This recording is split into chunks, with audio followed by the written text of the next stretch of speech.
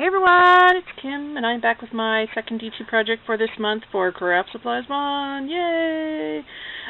This is a smaller project, but it is big in what I did. I had so much fun with this, and you guys have been seeing me using a lot of clay lately. My friend Deanne, she's on the Craftsupplies1 team too. We had gotten talking on Skype one day, and she was telling me about all these clay things, so I started watching tutorials online, and I was just like, wow, amazed at what was out there. And so I picked myself up some molds and some baked clay and air dry clay, and you know, I've been playing around with it, and I'm just so pleased with how this came out. This is a wooden wall plaque that I've had in my stash for a while, and it's not very big, but I wanted to do something pretty with it because I want to hang this, I think, in my kitchen. I'm not sure. Maybe in my bedroom. I don't know. Somewhere. And I had seen a tutorial about making inchies and twinchies out of the clay.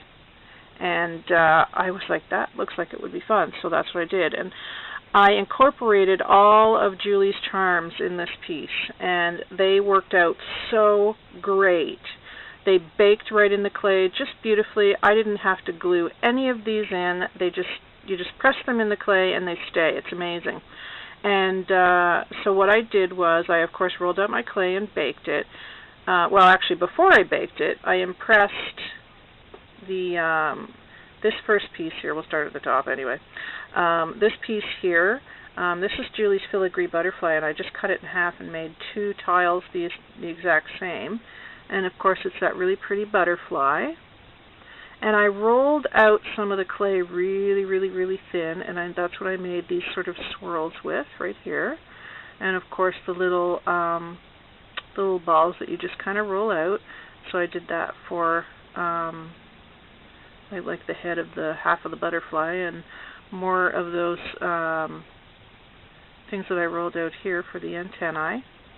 And up here, I've used some clay wings that I have used, and this clay here is actually air dry paper clay. These are like so light, they feel like styrofoam. It's really a cool product. And then here I've used all kinds of Julie's yummy, beautiful flowers. These are her little, these are almost like a velvet, these blue ones, little fabric flowers. And her porcelain flowers here with the fabric, the sort of the aqua green color ribbon on the inside, and then one of her little Hershey Kiss, I call them, paper white roses. So that's the top. And I painted the whole thing with a turquoise paint, and I used, it's called Mombi paper, and just to pick up the tones of the blue and to give this a background. And what I did here, this is a Shimmer's Blue Patina texture paste and a Martha Stewart sparkle paste, and I mixed the two of them together, and that's how I got this texture paste. And you can see it's got a lot of sparkle in it. It's really cool. So that's what I use as sort of grout for the tiles. And then I impressed in here, this is one of Julie's little bead sprays. So I cut off a flower there and there, and I just embedded that right in the texture paste. Didn't even have to glue it. I did glue the tiles down because they were a bit heavier, just in case, so I did glue those down. So as I said, this was one of Julie's pieces here, the butterfly. And then coming down here to this one, I used her little fairy on a moon. And I painted all these with mica powders. That's not paint, actually. It's just a powder. And when the clay is wet, you just put it on, and it bakes right on it. And it keeps the color. It's just fantastic. And I rolled up some more of those little balls and just put them on that one, and I used like a blue and a purple on there. And then this is another charm from Julie's store, the little television set. And I made the tiles all different shapes and sizes, so it would have the look of a mosaic. And then over here, this one here doesn't have Julie's charm in it, but in the background I took one of her metal filigree pieces and I impressed it in the clay. When the clay is wet, you can press any of these things into the clay and it will leave an impression. So I used one of Julie's filigree pieces for the background there, and then these leaves I made by hand, and I rolled out the little berries as well. And then again, just mica powder. This one here is a pair of Julie's scissors from her shop that I pressed into this little tile with some blue and gold. And then here in this tiny, tiny one is this really small key right here in that one. And then here you can really see that's Julie's metal filigree piece. That is not in the clay. That's actually just an impression that I made with the filigree piece.